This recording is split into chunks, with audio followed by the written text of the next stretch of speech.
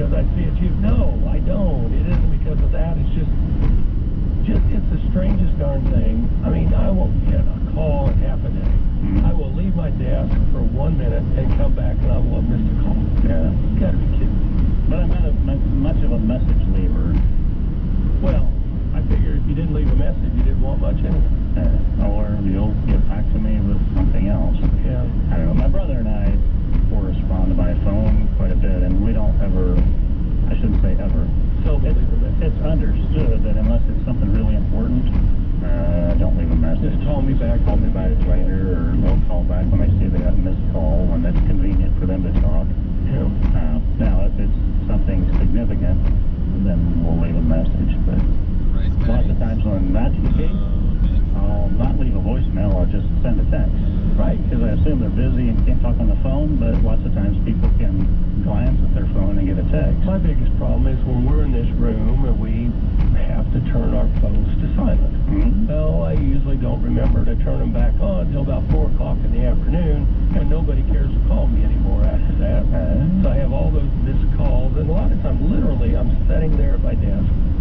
The phone must have been ringing over there. I didn't hear it. The buzzing, if you will.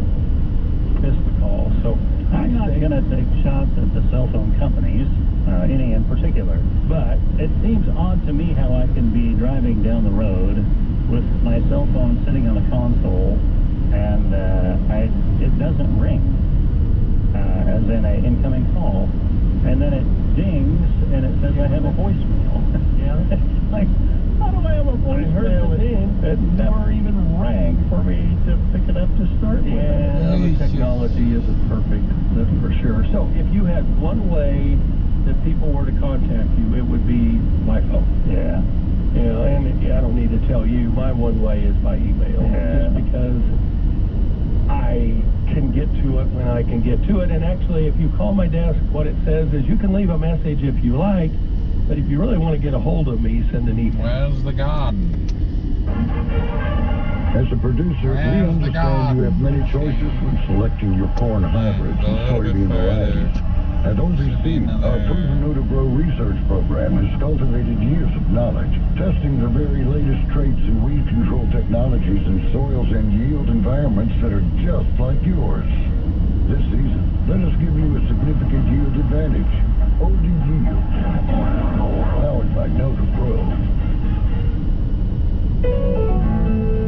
It's time to head out on the front porch on KFRF. Grab your favorite drink, sit back, relax, and enjoy the conversation on the front porch.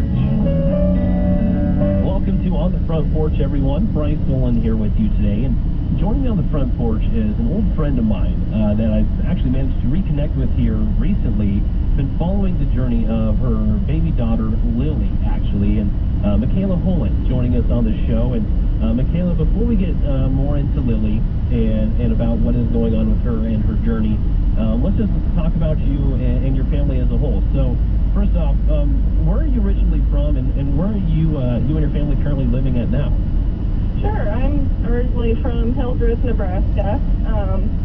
We are currently living outside of Bertrand now, just a little ways down the road from Hildreth. I gotcha. And if I remember right, you guys don't farm currently, but you come from a farm family. Is that correct? No, my husband does actually farm. He does but farm. Yes, I do come from and I do come from a farm family too. So it's kind of fun to stay in the farming community. Yeah, so I see that your husband's also a basketball coach. Talk about your farming operation a little bit. Are you guys like just a row cropping operation? Do you do any cattle ranching as well, or is it just crops? We just do corn and soybeans, but it's kind of funny. We don't do cattle, but we have a big chicken barn. We have about 47,000 chickens. Wow, 47,000 chickens. So I guess where do you send your chickens off to get processed? Who are your usual customers when it comes to getting rid of those birds? We don't technically own the birds. We just own the building and we just take care of them. But we process all the eggs, and they get sent to Grand Island to a hatchery. Pretty cool. So. Yeah. So crop operation as well as a poultry operation as well. And you said that's currently outside of Bertrand? Yep. So your husband, you guys have a poultry operation as well. And I saw recently that you were able to go watch your dad coach some basketball as well, too. And did Lily get to go to that? He was coaching the Axel boys, and we went to my hometown, Wilcox-Hildreth, and watched that basketball game. So that was a fun experience. Awesome. So brought both the girls with. Yeah, and you have two baby girls, and we're here to really focus on one of them, but you can tell us about both of them, absolutely. February is American Heart Month. It has been American Heart Month since 1964 in the United States. And let's talk about your two little girls. I mentioned Lily, but I know you have an older one as well. Tell us about both of your daughters. Sure. Miley, she will be 3 in March. She has quite the personality. She is fun, and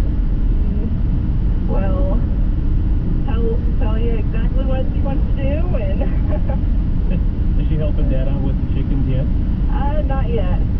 Gotcha. Not yet. Gotcha. What about riding in the tractor and the combine and stuff? Oh, she loves that.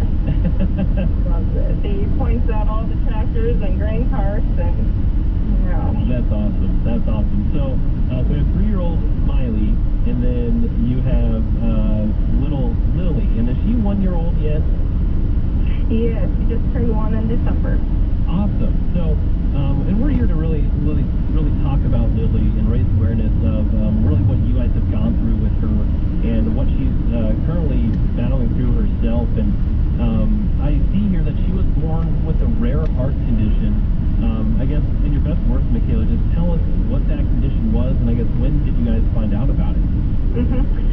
So her condition is called tetralogy of Fallot, and then she also had pulmonary atresia with MAPCAs.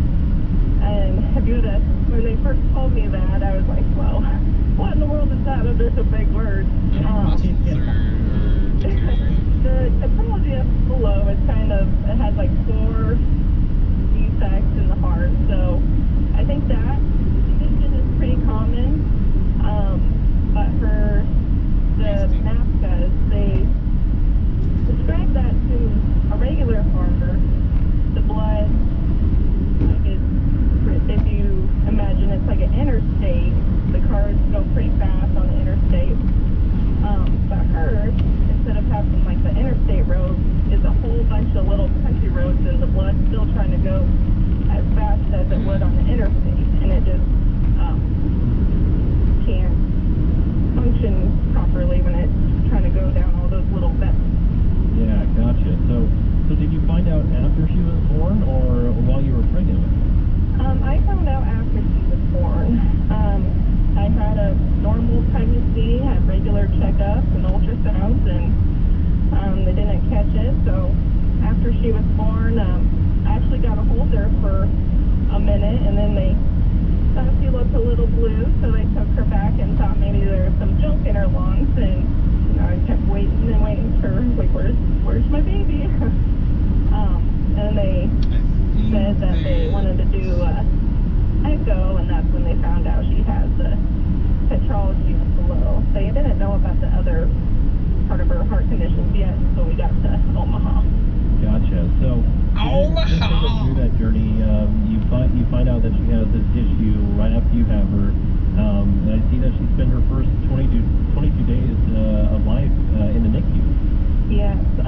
So after they found out in Kearney that she had this heart problem, they flew her to Omaha, and Jared actually got to fly with in a helicopter. And when they were in Omaha, they did some more tests and found out more about her heart defect, and along with her 22q deletion turn around and go back diagnosis. to the... See, when we got to Omaha, it was a roller coaster ride. I mean, the doctors and nurses there were absolutely amazing. It's just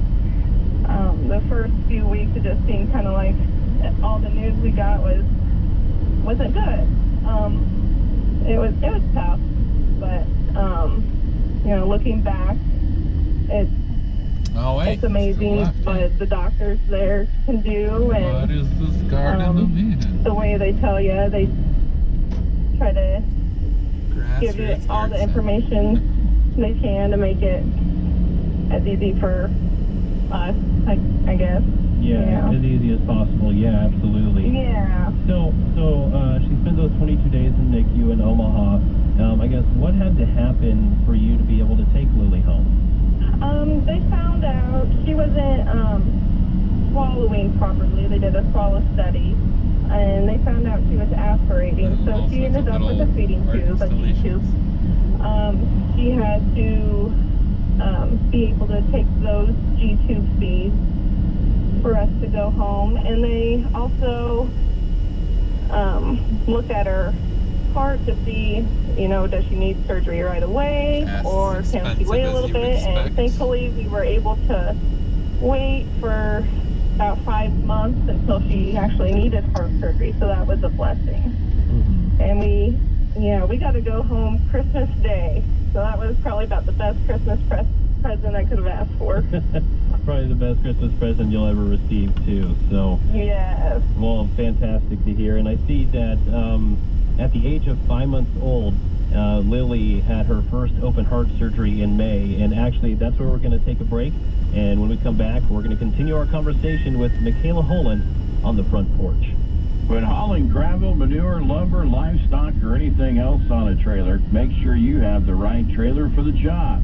Trailers for You is always focused on ensuring that they are serving their customers with the widest range available to service your needs. From gooseneck flatbed trailers, dump trailers, and stock trailers, you'll find brand names such as Merit aluminum trailers and BBK header trailers. Trailers for You in Frankfort is your travel-long trailer dealer by Landau Trailers.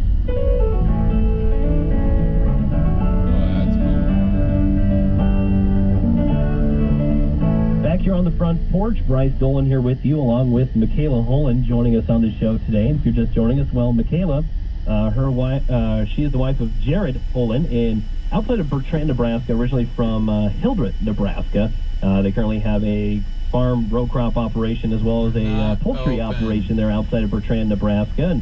And they are the parents of two beautiful girls. Miley just turned 3, or is she just about to turn 3?